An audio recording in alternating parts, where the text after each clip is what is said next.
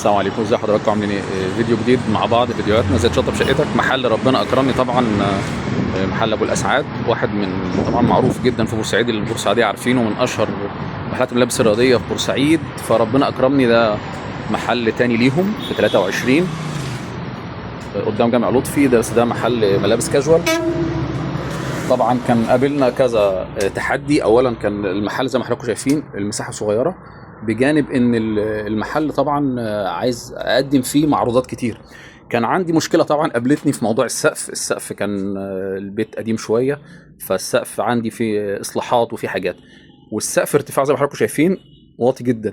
فمشكله طبعا ان انا افكر طب انا هعمل ايه؟ طب انا هعمله جيبسون بورد. انا عندي اصحاب المحل ما شاء الله ربنا يبارك فيهم، طوال القامه شويه، فهم ما شاء الله ما ينفعش اعمل جيبسون بورد وانزل 13 15 سم من فوق، يبقى انا خنقت المحل.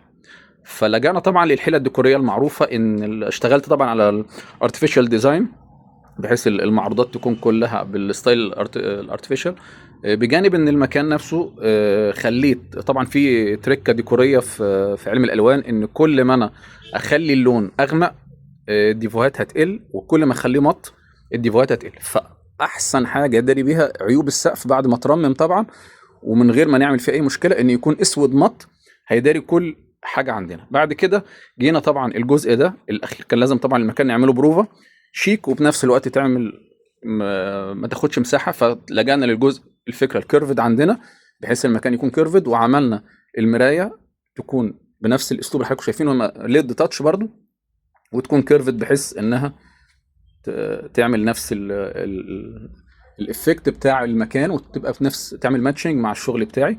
طبعا الخلفيه عملتها قدر الامكان لامع عشان تعمل انعكاس، وتبقى الخلفيه بيضاء بحيث المعروضات تكون واضحه. وربنا يا رب يملى لهم المكان كده خير وبركه ودعواتكم ان شاء الله. معاكم فيديو جديد ان شاء الله، فيديوهاتنا زي تشطب شقتك.